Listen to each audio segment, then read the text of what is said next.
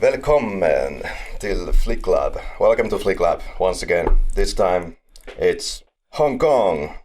We're going to travel far, far away into the distant land. But fear not, our listeners. We also have a guest to help us on the journey. Mr. Mitch Tam, how are you? Hello. Hi, everyone. Mitch is my friend from Couchsurfing. We just discussed this before we started recording. As some people might know, I have been an avid user of Couchsurfing platform before, so this is a place where you can kind of meet people from different cultures from all around the world. They come to your place to kind of have this natural cultural exchange, and this happened with me and Mitch in Finland, and then he also came to see me in Poland. So long story short, now we're here recording, and yeah, and also naturally we have my ever reliable co-host, Mr. Henrik. How are you? I would hazard a guess I'm better off than our guest here today, since I'm not the one risking my Sesame credit by appearing on this podcast. So Mitch, tell us all about yourself. Who are you and what do you do? I live in Hong Kong. I was born and raised in Hong Kong, and then I currently I work in the arts industry, arts management scene in Hong Kong. So basically, I'm a 100% local Hong Kong people, and I live in the suburban side in Hong Kong. So that's a little bit unlike most of the people, because I'm living in a village house that is big, and I'm not living in those flats that is super small, like as projected in the internet or movies like you will see in Hong Kong. Yeah, so you have to travel a little bit to the kind of the big city center. Yes. Oh, and one remarks, like me myself, being a local Hong Kong, I also feel like the food in Hong Kong is very nice. I mean, like we have Chinese food, and then we have Japanese and Western food, and they all taste very nice. So yeah, I love eating in Hong Kong.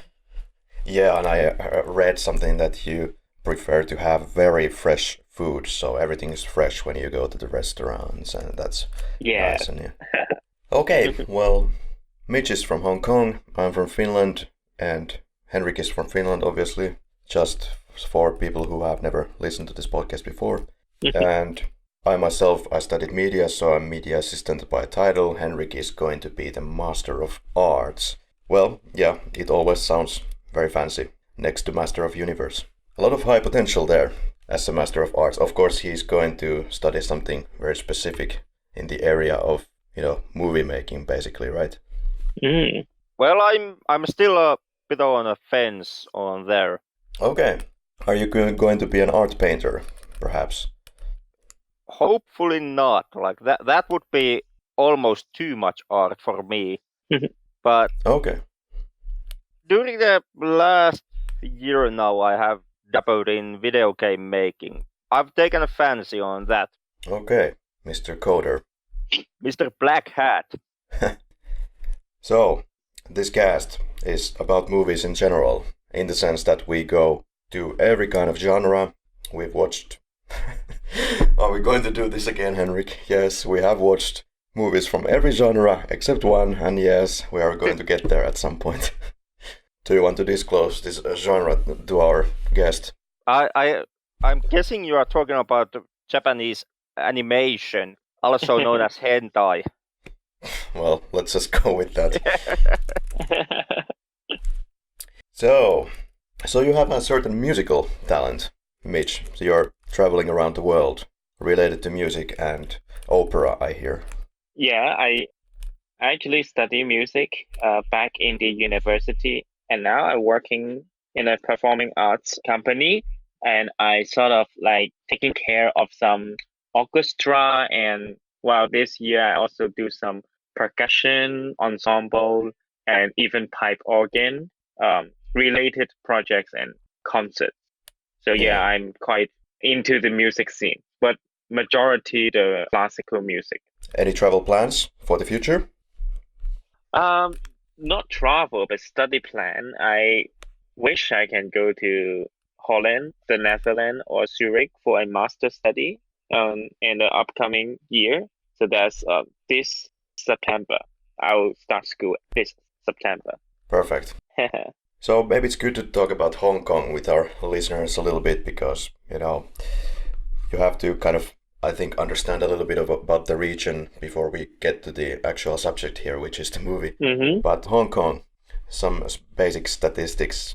I see that it has like 7.4 million people of various nationalities, but I think it's like 92% at least, just like Hong Kongese people or Chinese people in that area. Mm-hmm. And so the language differentiation here. So Mandarin is dominant in the mainland, but Cantonese is more spoken in in Hong Kong and in the nearby regions, right? Mm-hmm. Correct. Yes. All right. And this Hong Kong region has like the longest or fourth longest, somewhere in that ballpark, like one of the longest life expectancies in the world. Oh, I have no idea about this. Yeah, something interesting that I find. 90% of people travel by public transportation. That's very friendly for the environment, I guess. Just because the city is so small and packed itself, so you just don't need a car. Yeah, so it's practically useless to go with the car anyway, right? Yeah. Okay. And the name Hong Kong originates, I suppose, from something that is, I don't know if this is Cantonese or something. Oh yeah, I can add a little bit because in Chinese, Hong Kong, so the Hong is meaning smells good, and then Kong is a harbor.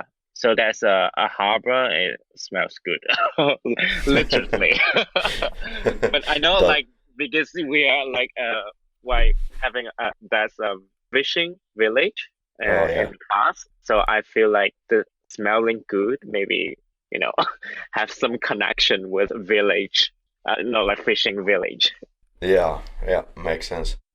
And there's still some British people around there, but I don't know if that's a huge part of the population. This is, of course, for our listeners originating from the colonial times when Britain gained control of the Hong Kong area. Mm-hmm. There's not a lot of UK people there, I guess. Oh, I can tell, like, there's a bunch of foreigner in Hong Kong, expats in Hong Kong. I think the number compared to other Asia city is quite high, the rate. And they're, I think, not majority, but still a bunch of people are British. But the expat are quite, various, like American, German, and other white peoples, and also other nationalities and races like black. Also, we have a lots of people. So basically, we're a very multicultural city.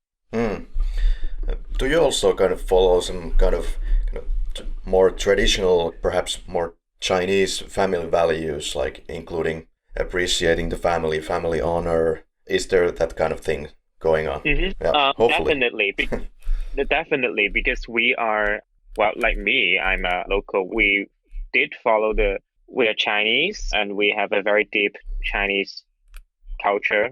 Like we celebrate the Lunar Chinese New Year, and then also how we think, how we like we are Chinese having the cultural values, but the difference is because we are colonized by the British. So at some point, like the education or how we see things is quite westernized. So we are basically like having a very fundamentally Chinese, but we also have the visions of westernized vision. I think that's why Hong Kong people is a slight different from the mainland Chinese people. For example, we have the very complete or westernized legal system, the education systems, and I think it's the speak of freedom, like the news systems. I mean, like news reports or internet access. We can the same as the Western world. So it is because of this kind of software we are upgraded as not upgraded, but synchronized with the Western world. So we are Chinese based, but we also can access to the Western world. I mean, vision or thoughts. Yeah, that's the idea I get as well. Mm-hmm. Well, since you mentioned the whole colonialization again, maybe we should talk about that, like how that happened. At least it was interesting for me to read about it. So it started with the first Opium War in 1839, and this was the first of two Opium Wars. The Opium Wars started because China saw the bad effects of opium on its citizens, and then they just completely, immediately decided to ban the opium. And this made the UK people be in a lot of trouble. There was like malnourishment problems due to this because it was just so sudden, and this was the biggest problem apparently with the UK people. So they decided that they need to wage a war, and the result, the agreement that they did with the Chinese government at the time, Qing dynasty China, they did this deal, and this included Hong Kong, and they gained control of this harbor area. And there was also the New Territories area that was controlled for 99 years, but then the kind of leash ended, and now since 97 it's back with the Chinese control. Am I correct? Yeah. And then I can, on top of that, add like Hong Kong.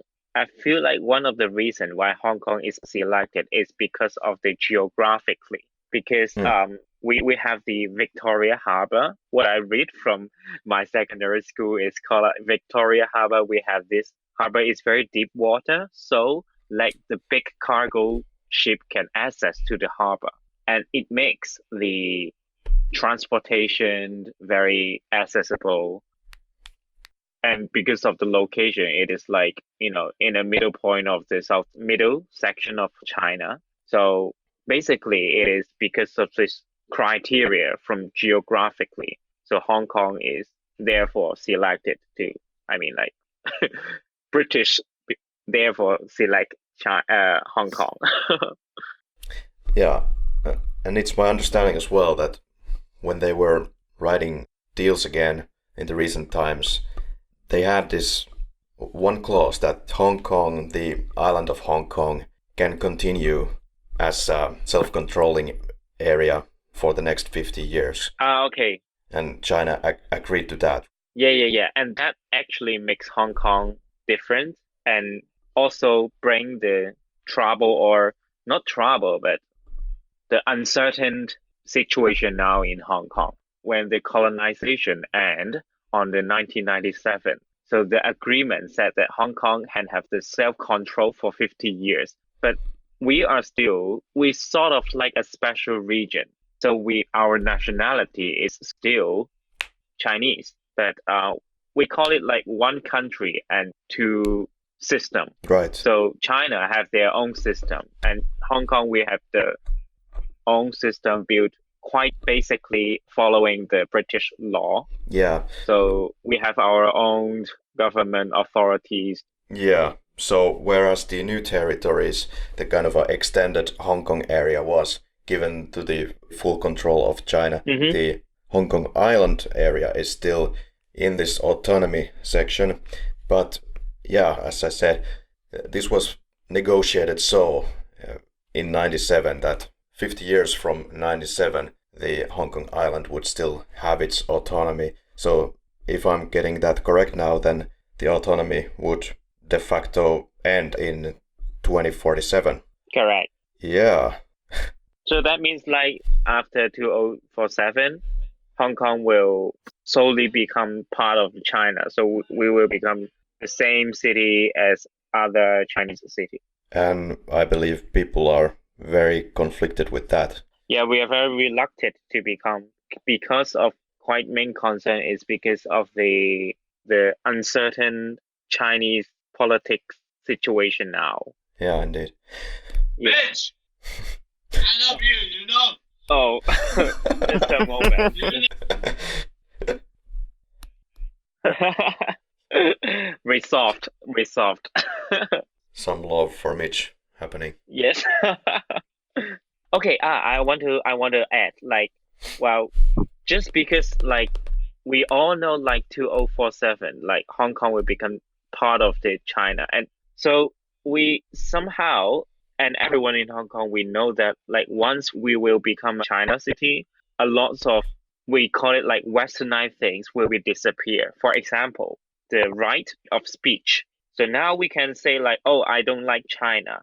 But once we have become part of China, that causes a legal problem. So you will be caught by the cop because you say you don't love your country. So this is point number one, and that's super important to us Hong Kong people, because we can speak whatever we want, and a city itself means, like, you can, include different voices. How do you think it will end up being? Like, will it be like a mass emigration to the UK perhaps, or Europe, or people just try to change China from inside? I know, like, Hong Kong people, a part of people, like, if they have the ability to go to Canada or UK, they have already did it. Like, they have already gone. But for me, myself, well, I feel like I'm not going to do that just because the change of the political things. Because at some point, I feel like, well, Hong Kong itself is a very international city. So what I foresee, like, how China will treat Hong Kong like, we will still be a very, like, a popping star in China. And just like you can take a look of Shanghai, I have no problem living in Shanghai. I feel like that is a very international city, a lot of things happening there. Of course, the freedom of speech we have just said will be limited, but still, because it is an international city, the government still need to, take care of the expat and, how other countries or the whole world treat of this city. So I feel like, yes, at some point, the freedom of speech or even the legal system or the educational system, our own currency, we have own Hong Kong dollars. And I know, like, because we have a very complete legal system, so people from around the world, they trust our legal system, our currency system. So the business and finance is going quite well here in Hong Kong. Yeah. I know that it is quite surprised, like, because our government, every year we have a lot of profits left. So I feel like this is quite weird compared to other countries, because no city, they are, like, earning more and more money. But we, Hong Kong, our government, because, like, Hong Kong is quite a finance-based city, yeah? So majority of people, they're doing well in business and finance. So the government indeed have saved up lots of money. Yeah, it sounds like the region will still have kind of some of its, definitely will keep some of its uniqueness, even though it will be then under China, because it has already established kind of its own nature for the, like, 156 years or so and beyond. So, what can they do about it? Not much. Yeah. But, like, for me, like, I can imagine, like, now I'm holding a Hong Kong passport, yeah? I mean, Hong Kong compared to China, the difference is how the world treats. Because for Hong Kong, I feel like people will more trust in Hong Kong and less trust in China. Exactly. Yeah. So that is the only worrying things I'm worried. It's all super interesting, but have to move on to the film industry of Hong Kong. So okay, yeah. Go ahead. Yeah, just going to fly through the history in some way. So, for a long time, Hong Kong was making movies without sound or speech. And in some cases, it was then overdubbed in editing phase, where they added some of the dialogue. And in many cases, it wasn't even the actor that was giving the speech, it was somebody else, because the actor was too busy to put his own speech into the movie, or whatever the case was. Then in the 70s and 80s was kind of like the very hot phase of Hong Kongese cinema. There was a lot of international successes, and so the production of the films just exploded. There were hundreds of movies coming out each year. Then there was the Jackie Chan movies, of course, which were internationally very famous. But I can tell you, Jackie Chan is not doing too well in martial art. Really? Yeah, I feel like yes. I feel like Bruce Lee is a more iconic figure from Hong Kong. You know Bruce Lee, also the martial art figure. Yeah, I just saw was it like a golden statue that you also have in the Fort Bruce Lee? Mm-hmm. But anyway, yeah, there was this boom period, and then in the early 90s something went terribly wrong for many, many reasons. There was a lack of funding for films, there was a lot of rampant piracy, etc., etc. But it has kind of survived it. Now, there's like 50 plus movies coming out every year, right? So it's something, but it's far from the glory days. But you could argue that it kind of went crazy. There was like overproduction of films. And there was this softcore erotica genre that was a very famous and liked genre in the 70s, in fact. And one of the famous movies that are kind of softcore erotica is Naked Killer from 1992. Then there was the horrible SARS virus in 2003, and this also caused problems in the cinema, basically. Nobody was going to the cinema at some point, yeah? I don't know if you remember this phase, but yeah, it was hurting the industry a lot. Mm-hmm.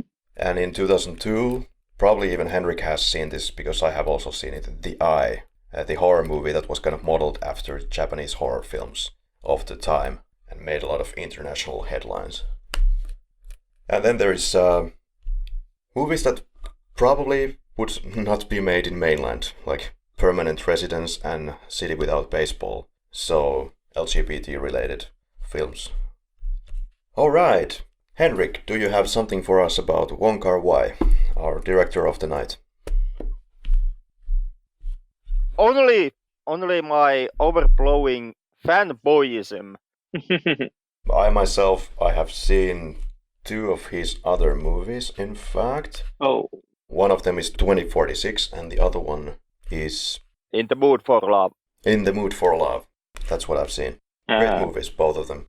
And he directed tonight's movie, which is Chungking Express, which was made in 94. Also, very internationally seen movie thanks to Quentin Tarantino, which he actually brought this movie to cinemas in the US and the rest of the world because he made a deal with Miramax to distribute this film because he liked it so much. And here we are discussing about this film. It also caught my eye because of the international attention, and it's coming from a director that is deemed as a very important director in the, let's say, modern Hong Kongese cinema.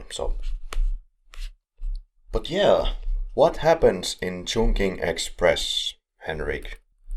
Not that much in the end, to be completely honest. Yeah, with Chungking, it's kind of the case where it's not so much a film in a sense that it tries to tell you this big, complex, ever-evolving story like, your typical movie would go. Instead, it kind of tries to visualize and show you a feeling by using the art form of cinema. Yeah, the mood and the atmosphere. I would say that's what this movie is all made of. So, Wong Kar-Wai was working on another film around this movie's making. Ashes of Time Redux. And he was having a few months break from producing that film. Yeah. Or the post-production phase. And then he was finally able to get some time together. I believe this movie, Chungking Express, was shot only in 23 days, if I'm not entirely losing my brain cells in this podcast. And whoa, that's surprising. Yeah, and this is like a collection or like a long marinated idea coming from his brain, and he finally wanted to do this film because he had the time. And basically it's just 2 separate stories that kind of do not come to any kind of conclusion. With Chungking, the case was that Kar-Wai was making Ashes of Time, and he had kind of hit this artistic dead end, where he had given so much of himself to the project that he no longer could have a clear eye on what he was doing. And actually, Chungking was meant to be simply this little detour where he can do something completely outside of Ashes of Time as a project and just, once again flex his artistic muscle, so to speak. And Chungking was finished very quickly. Wong Kar-Wai did kind of find his ambitions. He kind of found what he was trying to do with Ashes of Time, and he once again did manage to get a clear view of what he was actually shooting with Ashes of Time. And so in that sense, Chungking did what it was meant to do. And well, the next film that Wong Kar-Wai brought out was The Ashes of Time, Fallen Angels. At first it was meant to be as a third storyline in Chungking, but Wong Kar-Wai in production chose to actually leave that storyline out of Chungking and instead of simply made it as a standalone film. Yeah, he thought that Chungking would be too long if he would include the third one. Perhaps it could be argued that, well, Quentin Tarantino also brought this point up, that he could see like parallels between his Pulp Fiction and this film, in the sense that they have both like separate stories in a way, and that might have also caught his eye. Henrik, a little bit quick about the whole cast and crew. We have Brigitte Lin. This is the woman in the blonde wig in the first story. She's apparently a Chinese superstar. Maybe Mitch knows something about her. Is it Chin Xialin or something like this?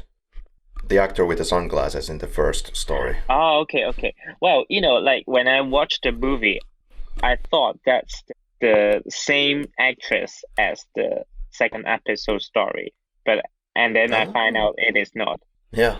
I don't really know that actress, but I know she is a very local trained actress and then very successfully become an international star.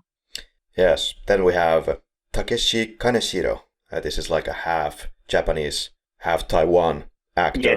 Yes. From the first story, right? Right. Yeah. Yeah, very, he has built a career, I guess, with his good boyish looks. And he's there. And then in the second story, we have this other cop. Maybe you have to help me with the pronunciation. So it's Leung. Chiu-Wai. Leung Chiu-Wai, yes. Yeah. Mr. Short Tony, he has starred in several films by Wong Kar-Wai. Maybe Henrik knows this as well. Yeah, he is one of Kar-Wai's regular actors.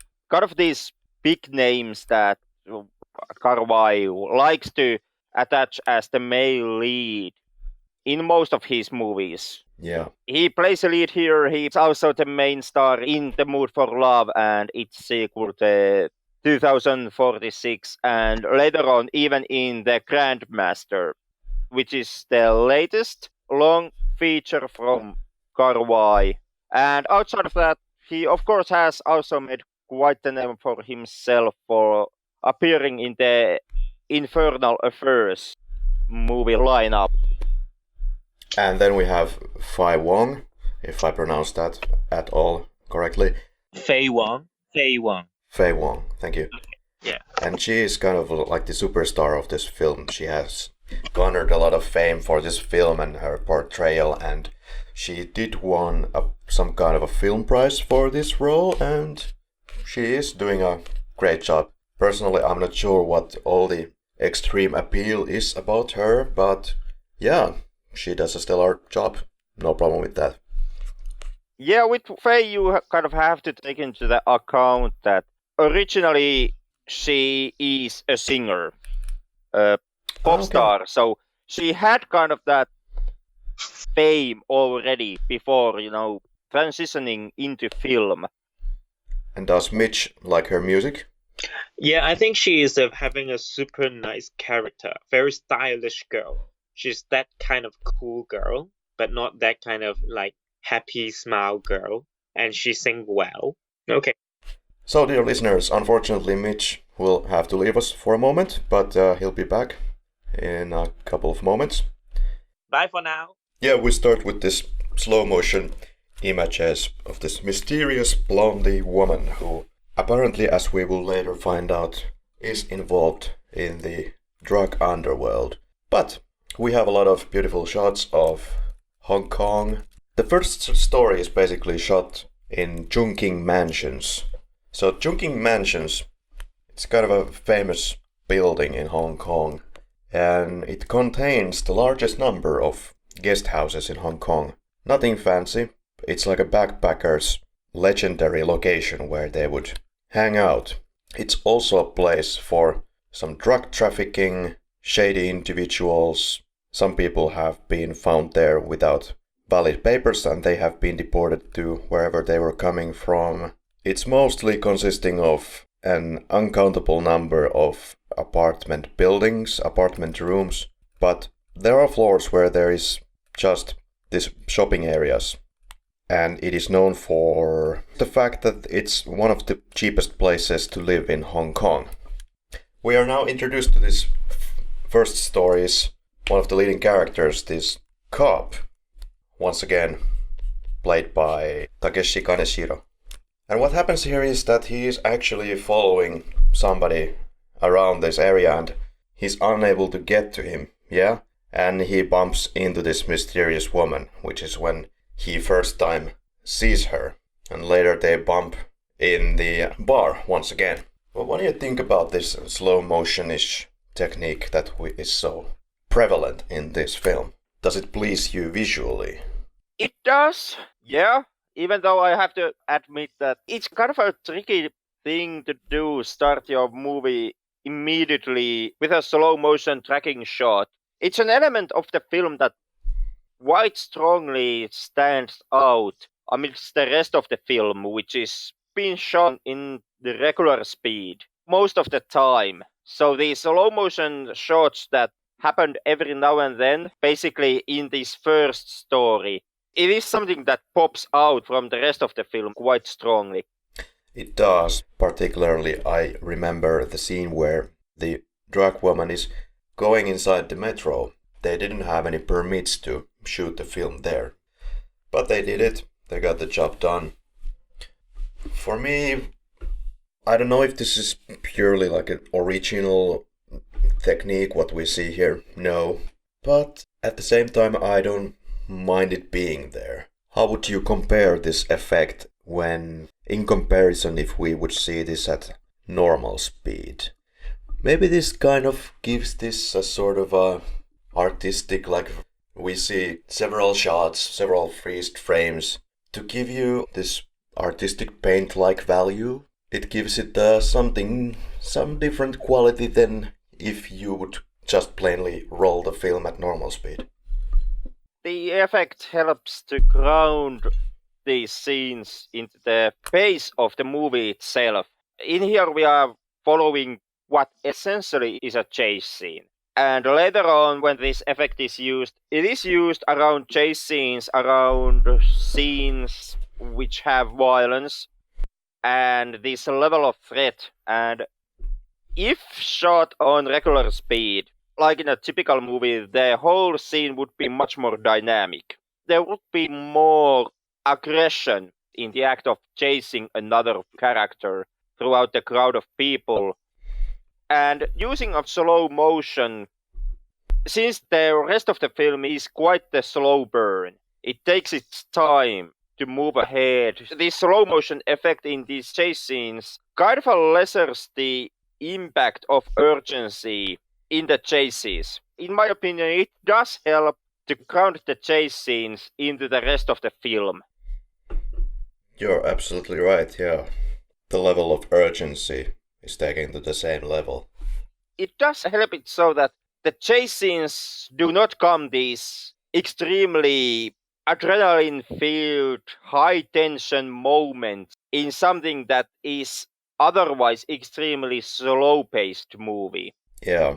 For example, later on in the film where there is the moment when the woman in the white wig has to use a gun to defend herself from the attackers, would you do that exact same scene without the slow motion effect? It would be kind of a normal not so graphical, but quite aggressive, having that level of violence and that level of urgency. In that scene, it would compare quite oddly to the rest of the film. Perhaps, yeah. It tells the story what is happening, but it gives you this certain distance to the action. That it does. Without the slow motion, this would be slowly moving, extremely emotion-based movie, which all of a sudden has a gunfight in it. There is some certain level of urgency in the moment when the woman with the wig gets the gun out of this locker and then gets ready to shoot the guy. The camera is following her and in a moderately rapid speed. Interesting thematics in the sense that you have this very aggressive woman, this very violent character, as opposed to the very nice policeman that actually is nice to the point that I wasn't sure in the middle of this first story if he was actually a cop or what. I wouldn't know that if he would not have stated it outright that he is the cop with this badge number. And this is in a contrast to the next story where basically both of them are nice, but once again the other one is the cop. There is some fascination with the cops going on.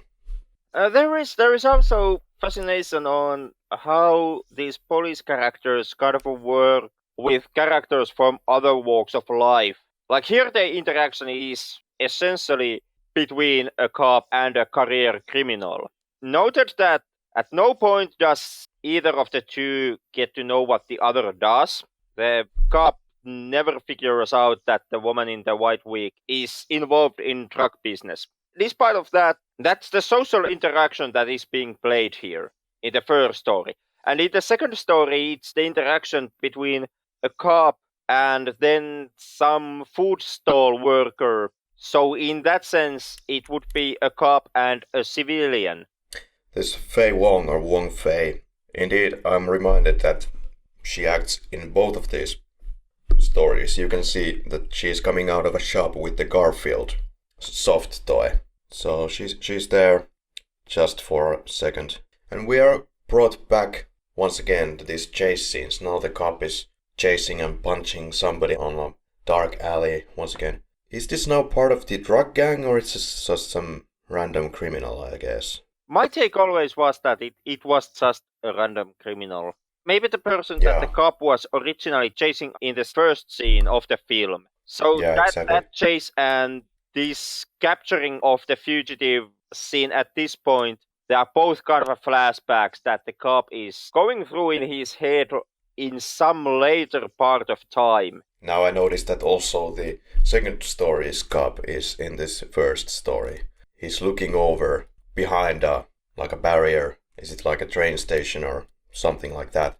It's a very quick shot, once again, straight after Wong is shown with the Garfield. And yes, we've been talking about, outside of this recording, about this whole coloring theme of this film. So whenever you see our lead character struggling, having these emotional moments after a chase scene, for example, he goes running the escalators, running in circles outside. And the scene is displayed in blue lighting. And whenever we get to something more romantic, we get to red lighting. So that's completely understandable. Anyone who would be color correcting a film would take notice that you could use this effect to your advantage, and they do. So in that sense, there's nothing like groundbreaking or earth-shatteringly special in that sense. But yeah, it's nice to note that there is that element to it. It's not flat in its coloring in any way. But if anything would stand out the most in this film, I would say that would be definitely the soundscape. The soundtrack, I mean the music soundtrack, combined with the ambient sound.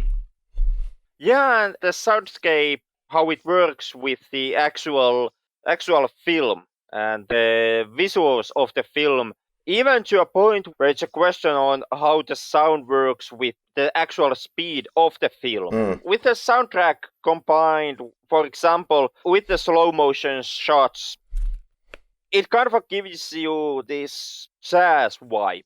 if you get my drift. It's kind of like visualizing a jazz song. And that's something that Wong Kar-Wai likes to do a lot in his films. He likes to play together a lot with the usage of the film, the visual side, and the soundtrack, and kind of play around and see what kind of effects he can get by manipulating the film next to the soundtrack and playing them together. To me, I have to be straight in this podcast as we do, and sometimes not so straight. But anyway, this thematics or the feeling of this film, what's it trying to aim for? I don't know if it's a realistic soundscape or, like you said, it's trying to go for something jazzy, whatever the heck is the term that you would use for that.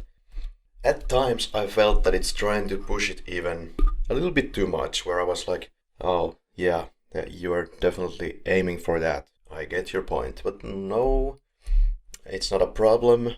I would just say that there may be films where it is more a little bit under the surface, that it's not so in your face as it sometimes is here. Not complaining, just stating. To me, on the other hand, the fact that it is so in your face is kind of one of the things that originally got me hooked into Wong Kar-Wai's films. Actually, this film is pretty realistic in its visuals, to the point where it's kind of pedestrian in its visuals. When I look at this scene, for example, at the kiosk where the guy is arguing with the seller that, why don't you have these pineapple containers that have the 1st of May date, because he's obsessed about those. There's nothing that special about the color or the lighting, or actually the picture is quite grainy. As I said, kind of pedestrian, like you would enter this store and start shooting. I'm not sure how much they are preparing the lighting in these scenes. Maybe that's the point. They don't want to maybe do that because, hey, they want to keep it realistic. Apparently, Wong Kar-Wai never actually studied filmmaking. Oh. He's a director who learned how to make films through simply loving movies and wanting to make, through experiencing different types of movies, he developed his own style, something that he would like to see on a screen, and trying to achieve that. And not so much of having years of study and having film school and all this theory and deep learning process behind him. Yeah, if you would compare this to almost any Hollywood production, this would never fly, this look of the film. Because it's so grainy, because it's so down to earth, because it's so normal in places. Yeah, there's great camera work, and it looks great. But the look that they have here would never fly in a Hollywood studio. It's just, okay, this movie is also old. It's getting a little bit old. It's made in 94. Different visuals, but no, at the same time that this was made, if it were made in Hollywood, it would look completely different in its visuals. And I don't know if I wouldn't say for the better, necessarily. Because if you want to do your own thing, it's not going to happen in Hollywood most of the time. Unless you are Orson Welles. Yeah, and we can remember how well that went for him in the end. So the name Chungking Express. It's a combination of, like you said, the Chungking mansions. Yeah. And the Midnight Express food stall. Yeah, there you go. I think this movie is also filled with a lot of great dialogue. We can get to that later in this particular section for it. But there is a lot of quotes about that kind of are asking the most deepest questions about life and why are we here and that type of existential questions. It's great. I couldn't help but post the movie and list a bunch of them in my notes. There are these certain settings. Both of them are in like restaurants and also fast food restaurants. In the first film, it's there where this policeman is calling all over the places because he happens to be bored or lonely or whatever the case is. Lonely, I would say. So this loneliness is replaced by this drug lordian for a second.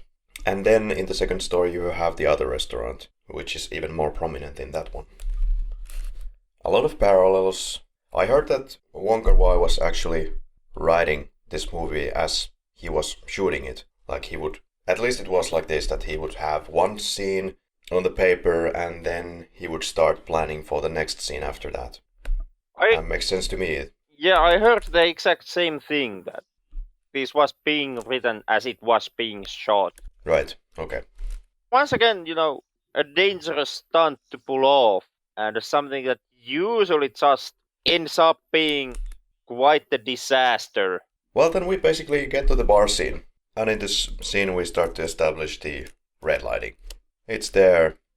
Mr. Cobb is having a pretty rough day already. Puking in the toilet and then still coming back to entertain a lady. Doesn't seem to be all that drunk.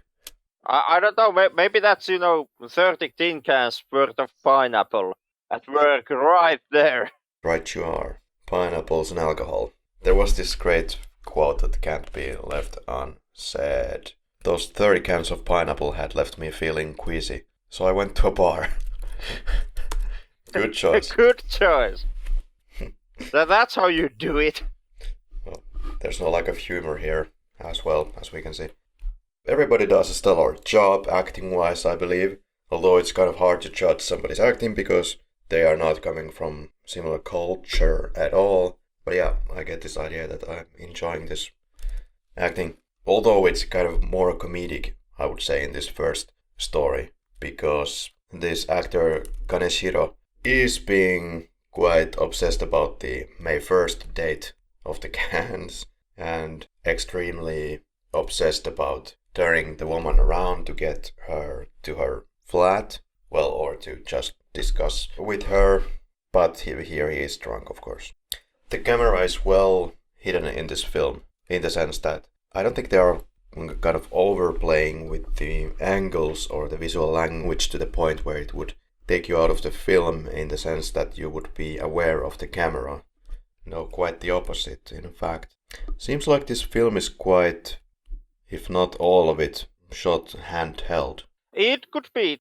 I find it quite hard to tell how exactly they shot this film. Something that actually makes the cinematography here quite hard to analyze is the fact that it has two cinematographers working on it. One being Christopher Doyle, which is Wong Kar-Wai, regular.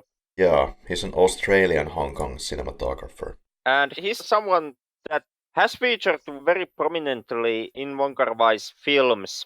And the second cinematographer, I once again do not have any idea how to pronounce this, but Wai Kung Lau, who also has a long career behind him. Most notably, I would say, from him would be the Infernal Affairs movies. Basically, the situation in Chungking is that there are two cinematographers, one who became Wong Kar-Wai regular and has this very prominent style in his cinematography, working quite alongside with a second cinematographer, and it comes quite hard to actually, at least for me, to say what parts are shot by which cinematographer. Absolutely, and I like this small detail in the flat when finally the cop is able to persuade her to come to her flat and she's falling asleep, and we get this establishing shot of the room when he's removing the high heels, and in the background you see the shot of the window. In the background you also see the TV by the window having this TV test card screen on, and that's always so great. There's something very nightly there, something very... I love the test card screen. Relates to night. It's also nice that he lets the woman sleep throughout the night with her shoes on. And it's only during the morning when he finally actually takes them off, because he's so absolutely to avoid swelling in her feet, so... Yeah. And he's cleaning these high heels with his tie, which kind of made me feel uncomfortable. There is a certain creepy vibe there. Like, I get that he's being a kind-hearted and tries to act nice in the situation. But it kind of ends up going just a tiny bit too far. I guess it's just trying to illustrate you how much he wants to care about this woman, because he decided himself that the next woman that comes into this bar, or who I meet, will be my target. Yeah, I will fall in love with the next woman who I see in this bar. Yeah. Lucky him that it actually turned out to be the woman with the white wig and not some 92-year-old grandma. But yeah, it ends up so that the pager beeps finally when he least expects it, and is it this woman with the wig who gives the happy birthday wishes to him? Which he actually takes quite in the heart in the end of the first segment. He genuinely was impressed. Can sympathize with that. I also always remember the woman who wished me happy birthday. Okay, tell me more. Who was that? But this story ends with the cop being again in the restaurant, or what would be the more appropriate word for this kind of a place. However, now he finally bumps up to the woman of this joint. Is it actually the same restaurant? It is. As in the second story? Yeah, it is. Right. And the woman that looking at the cop in the final shot, it's the same actor again as in the second story, right? Yep. Yeah, so this kind of ties these stories together in an interesting fashion, and you could say that, is it even two stories? It kind of is, but now it seems like this is a direct continuation from here. It kinda is. The first story has this underlying theme of characters simply bumping to each other. And so that that act of bumping, it bridges the two stories together in a sense. And it also kind of, during the first story, it does highlight how in this cityscape where these characters are living, you can just simply pass by another person who's in some shape or form turns out to be extremely important to someone, and you never actually yourself realize the importance of that another person. Yeah, and interestingly, there's no any kind of establishing shot when we switch the stories, at least not straight away. It just simply has this freeze frame, then continues to the second story, which starts with this shot of the cop on the street. So no like wider establishing. And yeah, I'm wondering if this character is supposed to be the same character as in the end of the first story. This woman in this restaurant. At least she dresses differently, but she might as well be the same woman. But then again, is this supposed to even happen in the same location? Not sure about that either. My take was that she is the same woman. Okay. Much like you made the notion of the scene where, in the first story, where you see the woman leaving the shop with that giant Garfield, a plush toy. And that would also be the same woman now working at the food stand, buying the Garfield toy to take it to the second story's cop's apartment, where it actually becomes one of the major elements of the second story. Helping the cop 663 overcome kind of his heartache for the breakup between him and his girlfriend. And moving into music. So we have a lot of music here. We have these particular tracks. Dennis Brown, Things in Life. Michael Galasso, Baroque. The Mamas and the Papas, California Dreaming. Then we have Faye Wong's Cantonese cover version of Dreams by the Cranberries. And then we have Dinah Washington, What a Difference a Day Made. Henrik, do you like the music of this film? I like it quite a lot. That's something that I've always liked in Wong Kar-Wai's films. I think that much like, for example, Quentin Tarantino, Wong Kar-Wai is extremely talented when it comes choosing the compositions into your film. I like that, unlike Quentin Tarantino. I myself am not always the biggest fan of Quentin Tarantino. Is this going to be something that we could argue about finally? Most likely it will be once again something that will pop up between us, I guess, on a later date. I can't wait. What are all these titles that we have in store? Mission Impossible 2, definitely. We will, just for, I think nobody's going to defend this one, but Uninvited 1988, we have to cover this film. Yeah, we need to have more civilized discussion in this podcast. there's kind of a cheap optical effect, in my opinion, when the cop is for the first time discussing with this woman in the shop. Because when the cop is coming closer to the ear of this lady to tell him the secret, the woman asks from the cop, what do you like? And then he makes this hand motion to get closer, and the woman gets closer, and we get this optical shot. There's actually a little bit of a cut there that you can see. So the woman is in the background, blurred, and the man is on the foreground. Unfortunately, this didn't look natural to me the first time I saw it. I mean, yes, the woman is supposed to be in the background, like further away, but somehow maybe the woman is blurred too much. Kind of gives you the effect that she's supposed to be even further than she would be. But in fact, it feels like they are too close together. But the woman is blurred and the other one is in focus, and it feels off. Unlike in many other times when we have discussed the editing, in here, in chunking, I actually did not have a problem with it, even though I did take notice of the fact. Okay, yeah. It's hard to miss. That it is, but for example, like the one editing choice that we discussed in the Vimie episode, where we both found that the editing goof was actually distracting element. Unlike in chunking, even though I did take notice of the editing and it did caught my eye, it did not, however, in any way distract me from the experience of watching the film. Yeah, like, I have to come clean that it kind of takes me out because I noticed that, and the illusion is broken for a split second in that sense. But then again, you see this all the time. It's just a movie, and it's surprising that they would not reshoot that or try to do it with perhaps more care if possible. But yeah, it's okay. It's okay. God damn, the cops have unhealthy eating habits. Well, you do know that, the stereotype of cops going day to day simply by 500 donuts, it's not definitely just harmful and unrealistic stereotype. Are you defending the cops in this podcast? Definitely not the cops.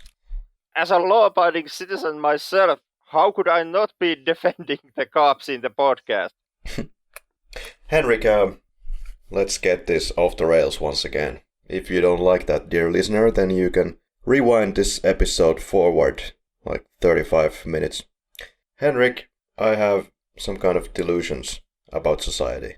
Henrik, I do not like cops. I do not like authority, even though I went to the army. We're not going to the army discussion, but I have some kind of a instinct that I want to get out of the circles of the society sometimes. I think that especially in today's society, it's quite actually natural. Feeling kind of overburdened by the society and having the dreams of simply going off the grid. Yeah, this constant bombardment of chat windows and Facebooks and Instagrams and just the fact that you are to an extent responsible to be always in the reach of contact. Yeah, it's something that kind of became the trend after cell phones or mobile phones became a thing. Actually, my story starts like I was really excited about this technology at first, and I was like embracing it at every turn. I wanted to make Skype calls around the whole world and talk with people in Facebook for hours, and it is a fantastic technology. It's great. We can make contact with somebody like Mitch Tam from Hong Kong at will, just like that. It makes the world a better place, smaller. But there's this downside, because we can't control ourselves. We can't keep ourselves in check. But is that really the case, though? Rewind back to the 80s, what were people doing? Well, I guess they were in person socializing more, doing kind of the exact same thing in that sense, so it's not taking away from the intellectual pursuits of, say, reading 350 billion books a year. I think that didn't happen then, and I don't think it's happening any less in that sense now. No, I would say that the intellectual pursuits have become more easier. Yeah, actually, we have Wikipedia and so on. Yeah, and we have, overall, through internet, we have the constant access to the source of information, be that books or Wikipedia or any kind of a educational platform like Masterclass or Udemy or any of these. Mm-hmm. On the other side, however, we are also in constant bombardment of information these days. And to tie this with the whole cop aspect, yeah, there's a difference. You read a book at home, nobody's looking over your shoulder, but at least most of the time. But on the internet, the rules change. Anyway, back to the movie. Well, we do have a flashback here, actually, with the guy kissing the stewardess, I believe, at the flat, owned in real life at the time by Christopher Doyle, the cinematographer. She goes on her way. We are indicated, well, I don't know if it's a flashback. We are indicated that something happens, the stewardess comes looking for him in the restaurant once again, is unable to find him, he doesn't want to be found, the relationship is over. And as everybody who has seen this film then knows that in this envelope that the stewardess gives to the restaurant owner, in the envelope you have the key to the flat. So yeah, she's kind of ending the relationship on her behalf, I guess, returning the key to the flat. She does try to connect with the cop later on through the telephone calls, but at that point it is so that the woman from the food stand intervenes the communication and makes sure that the cop never gets her messages. Exactly. So now the woman who is working at this restaurant is in fact in love with this policeman, and the best way to go about such of an addiction is of course to take the key out of the envelope and go barging and go inside the cop's flat for many days, weeks or months or however long that takes for her to come to the flat without the cop even noticing, until finally he does. Yeah, it's that loving stalker thing that is at play here. Absolutely. But overall, the point that the film is kind of making is that through this action of intervening with the cop's life, breaking into his apartment and doing all these small things in his apartment, the woman is actually helping the cop to overcome the breakup between him and the stewardess. Yeah, I suppose so. He's just a very untidy person. That is, and he's in very kind of a downer place right after the breakup. And something that the woman ends up doing is cleaning the apartment and, for example, changing the mug in the cop's bathroom to something that is more brighter and more colorful and this way happier mug. And all these small things that she keeps doing for God knows how long, they eventually they do break the cop's kind of this sad environment that he himself has built inside his own apartment, and by breaking this environment, the woman does in the end up helping the cop to overcome the breakup. Once again, we can see a lot of parallels actually with this cop. When you compare with the first story, this guy is very lonely, calling everyone with the telephone from this restaurant, and here he's not calling, but he's talking to the rag at his home. Yeah. It's basically, there are two different acts, but they kind of both serve the same purpose. But there is that theme of desperately trying to connect with someone or something. The cop 223 does this by basically going through the entire phone book he has, from what ends up being pretty much every single female person he has ever met in his life. And the cop 663 tries to achieve the same element by talking to rags in his own apartment, other inanimate objects. Absolutely, and there's also the sense that these both cops are very likable characters. You can really relate with these characters. Yeah, that they are. It's like there's no bad bone in their body. Well, the woman gets caught in the staircase once to the cop, and then gets caught for the second time inside the flat. And finally the alarm bells are going ding ding ding. He is at least angry to the woman at first, but then he's like, okay, what was it? Like, come on in. Welcome, welcome. I like the shot where she's inside the house looking towards the escalators when he's going to work, making these sounds, and he's still confused. Yeah, there's a lot of these nice small touches in Faye's work and acting throughout the film. Absolutely, and when it comes again to this, pedestrian quality of the cinematography in the way that it tries to portray realism is, again, when the camera is capturing her inside the flat in one instance and the light is coming very strongly, the backlight is extremely strong. It's leaking through her head, it's so strong, it's overtaking the picture really. So again, something that you would not ever see in a Hollywood production. It's a weird movie, Henrik. There is no structure in a traditional sense. Well, there is the beginning, there is the end, but everything that happens in the middle, well, it's a story. But as said, it's more about the mood and the atmosphere. Yeah, to me, it's always been kind of a visualization of letting go. And, that moment of sadness that you face during a breakup. Do you know if Mrs. Coppola was inspired by this film to shoot Lost in Translation? That's... Because I can see... Well, yeah. As far as I know, Coppola has never stated that out loud. But, watching this film, watching Lost in Translation, there certainly is parallels to be seen. Mm-hmm. And we in this podcast most definitely are not the first ones to actually see those parallels. It is a common notion and common theory that Sofia Coppola was maybe even not in any small extent inspired by Chungking when making Lost in Adaptation or Lost in Translation. Yeah, like at this point, of course, there's like millions of movies like this. The realistic ambient, the realistic soundtrack of it all. But this came out in 94 and Lost in Translation is what, 2004? 2003. Yeah.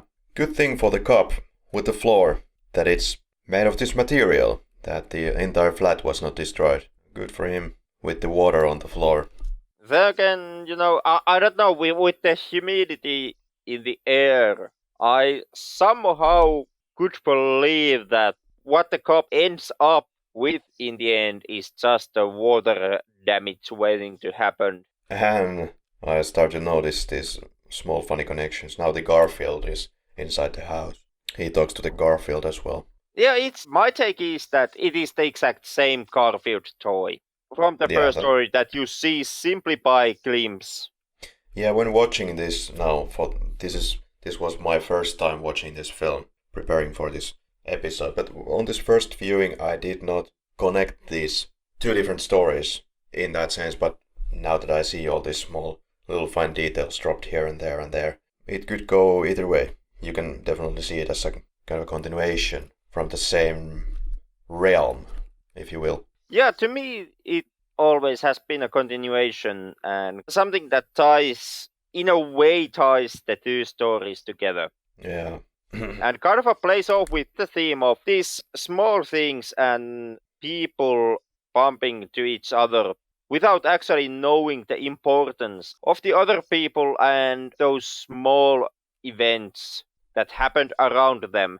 Like to the cop 663, the Garfield toy becomes extremely important later on his segment. But when you actually see the toy for the first time in the first segment, which happens around the lady in the white wig, the lady in the white wig does notice the toy, does notice the girl buying the toy, but neither one of those are in any sort of importance to the woman in the wig.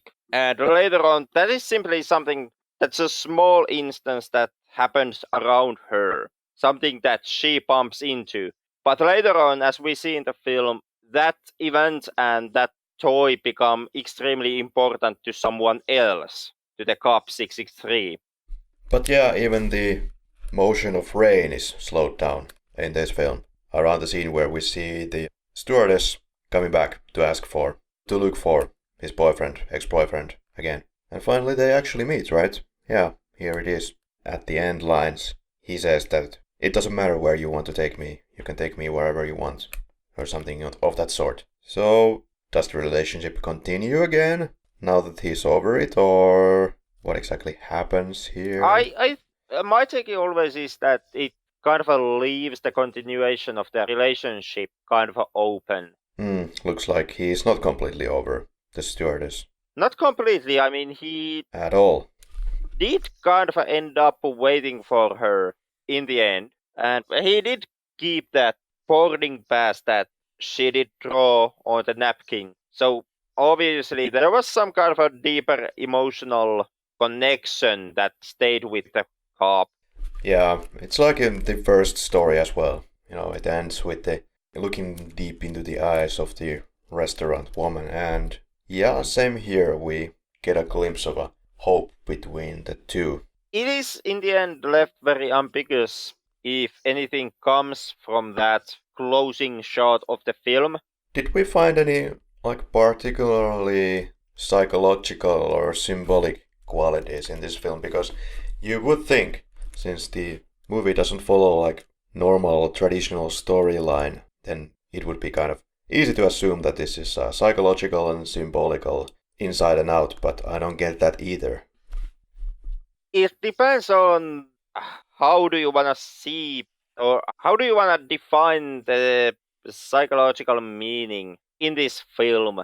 Well, there is the psychological fact that it's trying to it's depicting this vibe of the city. And like Mitch said in this podcast, he said that it greatly captures the vibe of the city. That does, and it does capture the vibe of being heartbroken and being alone. That's something that kind of connects all these characters, is the fact that in one way or another they are alone in this city. But other than that, I'm not sure if there is more symbolism going on behind this film. This is a movie that tries to visualize a feeling. Yeah, it tries to visualize the feeling. It's nice to watch, even though I would say that there are pretty shots as well. It's not boring to look at. It's great visual storytelling. But at the same time, it's not overly impressive all the time either. It's just good. It has this certain flow. And it's perhaps the Christopher Doyle's camera here. Kind of this sort of a camera that never stops moving. It's always shaking, having this motion, or it's moving somewhere in that corner or the other. It's keeping the film alive in a sense.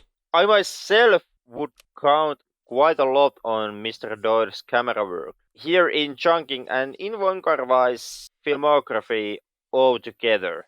There is a good reason why these two like to work together from movie to movie. I would say they kind of complete each other. Funny thing is that this kind of a storytelling with the camera, this constantly moving type of camera that is handheld, this is something that has been adopted, I would say, years after this, by several TV series. If you look at something like Friends, well, Friends, it still has this traditional way with the camera. It's still. But you look at something more modern, say, I can think of Glee. It definitely has this type of storytelling with the camera.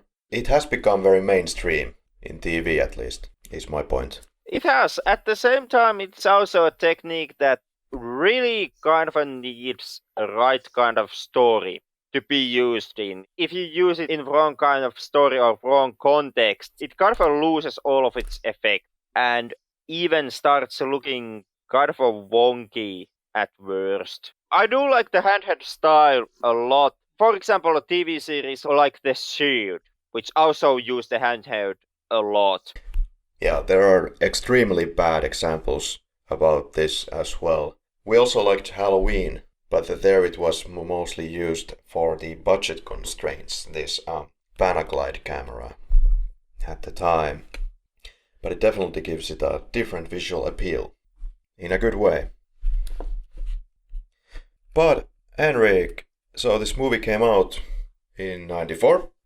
The film began a limited theatrical run in 96, thanks to Quentin Tarantino.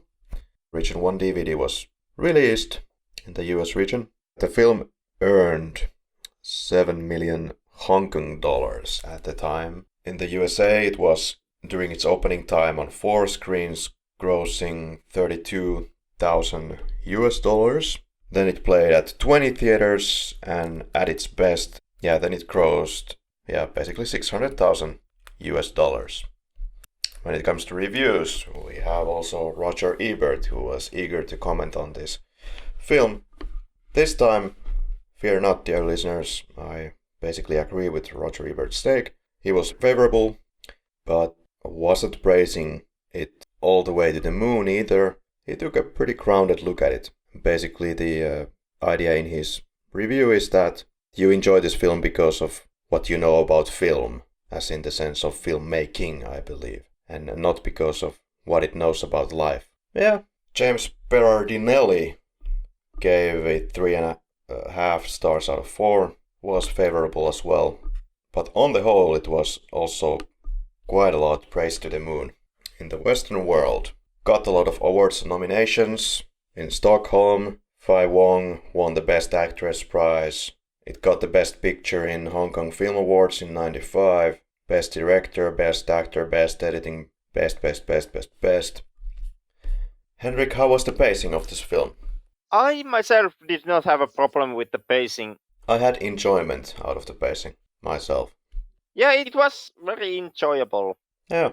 The thing with Chungking is that a lot of times people bring this film up as something that is must-see, and as something that you most definitely should watch from Wong Kar-Wai. And with that notion, I'm a bit hesitant myself. I think that if you are new to Wong Kar-Wai's films, starting with something from his later filmography, like for example 2046, would perhaps be a better choice, since it's a film that achieves the same kind of emotional height as does Chungking, and has the same connection between the visuals and the music, and has all this flavor in its filmography. But also on top of that, I think that 2046 has more elements going on story-wise. Definitely. I would say that this 2046 is way more complicated movie in the sense that it has more layering, a lot of thought out dialogue, and in that sense it could be seen as even quite a heavy film compared to this one, where you don't really need to think anything about anything. But yeah, if you want to jump into the more traditional way of storytelling in the sense, then no, maybe watch something like 2046 as your first one. Yeah, I mean, if you are new to Wong Kar-Wai's films, I would say that that's a better entry point. So Henrik, did we fuck up the entry point because we chose this film? We perhaps, in a way, we did fuck up entry here. It wouldn't kind of be the first time in this podcast. I mean, we did go to Terminator 2, completely skipping past Terminator 1, and... But there was a particular reason. There was a particular reason for that. Yeah. I give you that much. Yeah. Well, be it as it may, it's one of the most highlighted films from him, and brought to the map by Quentin Tarantino. The man would not be very well known without Tarantino's efforts. That is, it's easy when you look at how Wong Kar-Wai makes his film, like how he builds the movie. And if anything relating to his education or lack thereof actually holds water, it's kind of easy to see why Quentin of all directors would be so taken by and be so enthusiastic about Wong Kar-Wai. But then again, watching any films, for example this film, kind of fuels the interest even further to directors, in this case Wong Kar-Wai, and hopefully we'll be able to watch some other flicks of his later on. Yeah. The film has been released on DVD and Blu-ray. Unfortunately, it looks like the film has been out of print for a long time. I do not know the current situation. In my situation, I was perfectly able to get a copy of this film, but if you happen to hit a brick wall trying to get your hands on this film prior to listening to this incredible podcast episode, goodness, then Too bad for you. Yeah, the film had its moment in Finland as a DVD release. Unfortunately, that was years ago, and I have not seen this film resurface, or basically any of Wong Kar-Wai's films resurface in DVD market after that. So you had that one specific moment in time in Finland to get Wong Kar-Wai's films as a DVDs. And if you missed that moment, then I'm afraid that you might just be out of your luck. Yeah, shit out of luck. But I have to come clean in this podcast as well about the fact that I have already noticed that out of these 20 international films that we are going to cover during the Lord's year 2019, I have already noticed that one of those films is so goddamn completely and utterly out of print that it's absolutely amazing. I cannot find it anywhere. I can find it as a DVD and Blu-ray, yes, but without any kind of subtitles, on some small boutiques in some unnamed Asian film stores. But it's really funny, because I have the DVD for this particular movie, and there was this time when it was quite widely available in Finland. The movie in question is the Blue Light, so if you're unable to get this movie, I understand. But if you're super hardcore, you will find a way to watch it with English or whatever, even Finnish subtitles. But yeah, it's not a challenge for nothing. If I remember correctly, I also only have the VHS release. You own the VHS for this? Nice. Yep. I thought this was one of the films that... Video games. No, there are no Chungking Express video games, although I would highly like to see one, just out of curiosity. Hi, I'm back. Hey Mitch, let's get to the quickies. Favorite performance. So, Mitch, what is your favorite performance of this film? What's your favorite actor here? Well, I really like the two characters. Well, actually, the four main characters from two stories. I love them all. I feel like I won't particularly like one because they are complex. They need to have the relationship. So I would say four of the main characters are doing brilliantly well. Yeah, hard to pick one. It's kind of a tie here between Faye and Leung. And if I would have to pick between the two, I guess I would go with Faye, simply for the fact that Leung is more easily available throughout Wong Kar-Wai's filmography, and something that it's easy to find films with Leung's performance, but Faye is more rare in that sense. So I guess as my favorite, I take Faye. Also in the first story, Takeshi Kaneshiro was shining with a range of emotions, going from anger in the shop to being in love in the bar and struggling with assailants and thinking about all his experiences at the running track. And I did get a favorable image of him as an actor, so I'll just say Takeshi Kaneshiro for this one. Well, do you have any favorite scene? Yes. My favorite scene is in the second story, like when the girl is secretly go to the Leung's flat, and how she doing lots of little things for Leung, and then she has put on a cloth so that she won't leave any fingerprint on the flat. I feel like this is a very sweet and a details of the film.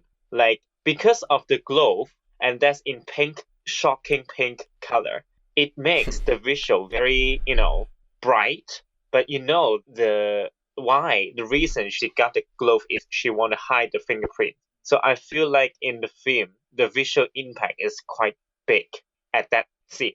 Yeah, you're absolutely right. There's a lot of play with the colors. I guess it would be in the first story.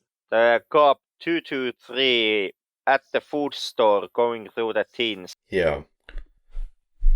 For me, perhaps I would have picked that as well, but if I would go with something else, just might be the scene with the weak woman in the bar. because of the interesting tension between the two.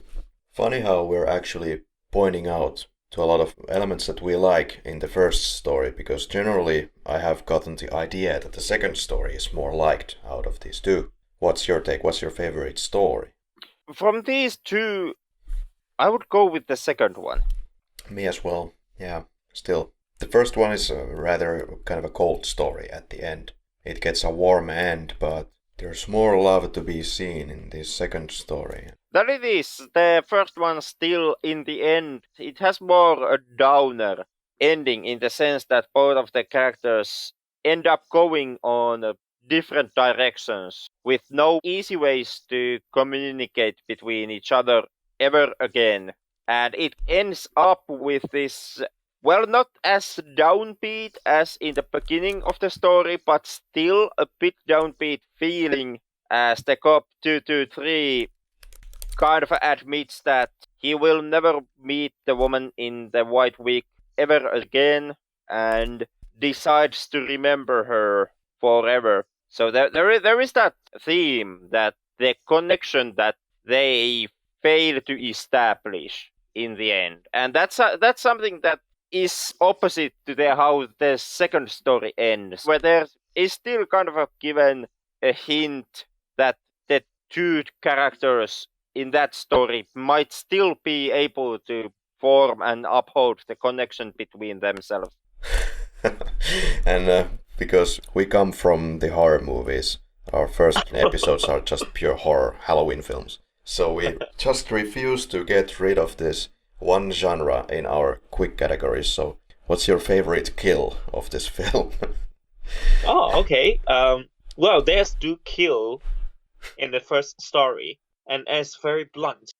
I remember there's a scene, the girl, I think there's a white guy from the bar, the boss of the bar. He just walked out, and then he is like taking care of some kitty in the street side. Right. And when just a stutter, and then there's gun with the woman. Yeah.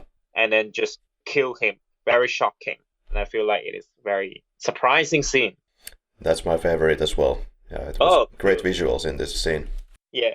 And you know, this guy uses the blue color every time when there's something sad happening, and well, it's basic color understanding, but it's nice to see. It's blue when something is going dark, and it's very red when something is very happy or romantic. I have to actually steal Mitch's answer here and also go with the killing of the, I don't know if he's the boss of this buffoon. Yeah. So we all picked that as the favorite one. Okay. Favorite quote? I would pick from the first story, the cop talking to his dog, or the narration on that moment with, they say a dog is man's best friend, so why does mine refuse to share my sorrow with me? I like that, and that's the one line that I did not write down, but I enjoyed it as well. I would say swordfish expires, meat expires, even plastic wrap expires. I'm starting to wonder, is there anything in this world that doesn't? So there's your existential quote. Henrik, do you like pineapples? Not so much that I would actually eat 30 tins of them straight. If you would, how would you take it? I guess with extremely a lot of booze. Like that. You already see the pepper and God knows what ketchup and chili sauce being tried to apply here on the film, and none of that actually works. Pineapple with mustard. For me, yes, I do like them. Maybe I would prefer to have a little bit more distance to the expiry date. But other than that, what's your first image that comes to mind from this film when you now think about it on the whole? Well, I feel like because the city the film is describing or illustrating is quite similar to the reality, yet there's some space is freezing. So I feel like the director really captured the beauty of Hong Kong, that kind of the color tone especially, and the space. He chose the building, Chungking building, which is very, very complicated. But other scene, because I live in Hong Kong, so I can capture which street the director is using, yeah? So that area is really unique. or it is a little kind of old district in Hong Kong. So you will see there's elevators and those kind of building is quite old, very packed. But inside those buildings, the spacing inside the room is quite reflecting Hong Kong, and especially the color tone. The whole film is using the color tone is the old Hong Kong. I think it is like the beautilized Hong Kong. I must ask you that, is it true that in Hong Kongese buildings there's often no fourth floor at all? I got what you mean. Yes. You okay. mean like the building will yeah. The fourth yes. floor, yeah? Oh, yes, because of the number. 4 in Chinese is the pronunciation is similar to death. Right. Yeah. Bad luck. So buildings will skip this floor. To me, it would be the opening scene, the slow-mo tracking shot of the woman in the blonde wig when she's, or not necessarily that. I would say it's a rather slow-mo. I guess the scene where the woman in the white wig is being hunted by the drug bosses goons throughout the city and she has to escape them. Yeah, I'm not sure exactly what my brain would kind of look for if I would take a break from this movie. What would be the first frame that I would access in my head? But it's something along the lines of the restaurant woman in the cop's flat next to the window doing noises to the cop who is on the escalators. Or then it's the shot where the cop from the first story is taking the high heels from the drug character. Or then it's the slow motions in the beginning of the film. And definitely the shop from the second story would be something that I might access as well. So, I don't know. Maybe at the end of the day, the shot of removing the high heels. Is there anything that took you out of this film? Anything stupid that made you look at your clock? Basically, no. I'm quite into this movie. No, there was not that moment. Instead, there were a lot of moments that drew me in to the film. Yeah, nothing took me out either. Nothing took me out. What pulled you in then? I think it is as I mentioned, like how real and how unreal he described of Hong Kong. Well, quite a lot of moments. The slow-mo sequences were one thing. Many of the scenes with Faye and Cop 663 kind of those joint scenes with them, and also the bar scene in the first story. Yeah, the moments when I was the most inside the realm of this film is perhaps the bar scene from the second story. I would say when the woman is trying to avoid the cop from being seen in the apartment. A little bit of a tension amidst the jazz. Mitch, this is the scissors of sacrilege section. You now have the kitchen knives, so you're free to cut whatever section from this film that you want. Is there anything that you would cut or alter or change? Difficult question. Let me think. For me, I feel like the second story is quite smooth. So if you need to cut something, I will go back to the first story. I'm thinking the beginnings, the woman is having some argument with the South Asian guys. Right. I mean, like, I still don't understand why the woman is going to the airport, right? And then those people dump her in the airport. I mean, like, if you cut out this part, I mean, of course, this part is to trigger the reason why the girl is so desperately the reason of her anger, but seems like putting too much effort on describing that part. So if you need to cut something, I will shorten that part. Okay, scissors, Henrik. Would you cut something? No, I would leave the film as it is. Yeah, same here. Mitch, would you recommend Chungking Express? Oh, definitely. I mean, like me as a Hong Kong local, I feel like, actually I heard for this film for years, and many people told me, oh, this is a good film, you should watch. But somehow I don't have a, motivation to watch.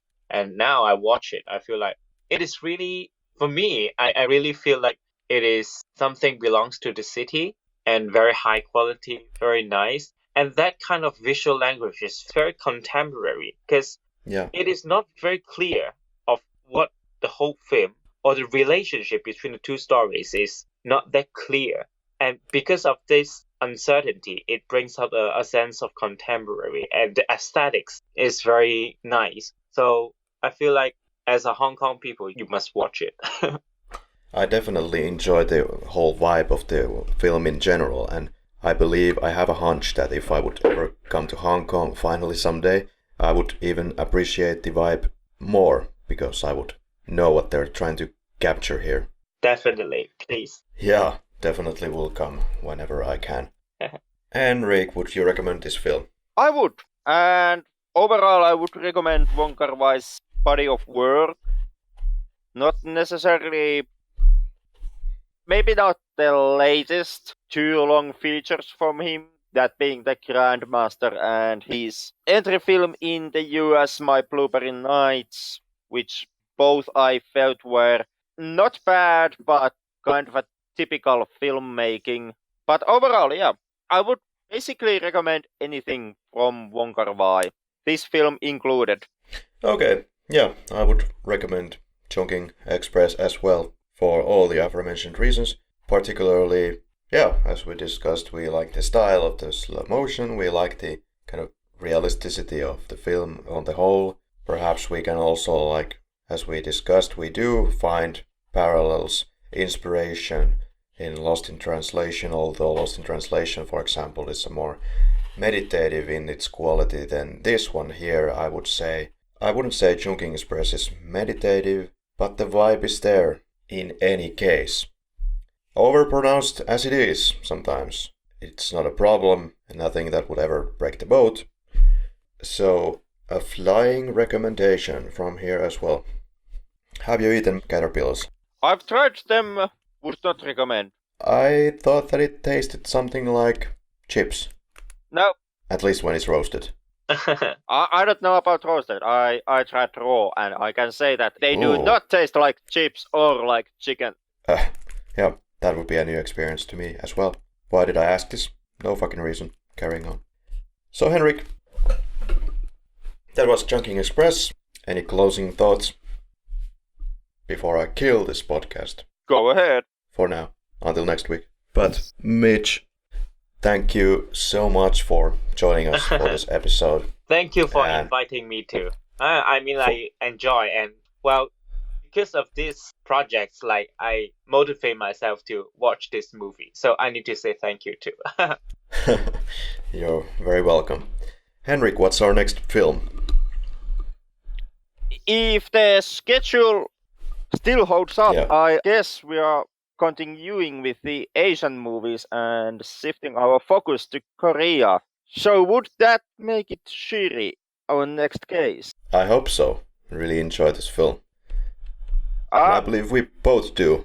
I'm a bit on the defense here myself, simply because once again we would unfortunately end up into politically loaded waters. Yeah, no kidding. Yeah. But looking forward to that. We will talk about it very soon. Thank you for our listeners as well for listening, and you can naturally find us in the deepest levels of hell in Facebook and also Twitter, YouTube and Instagram.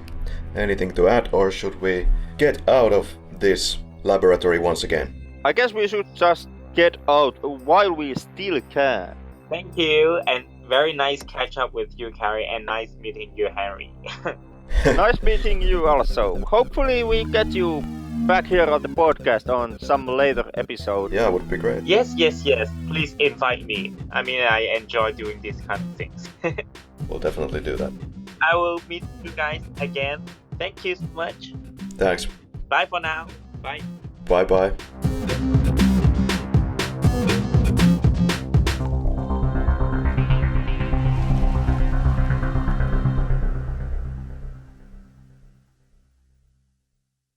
Anything about special effects? No.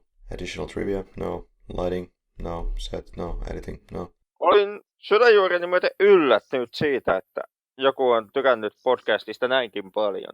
Yeah, the film has... Kiitos.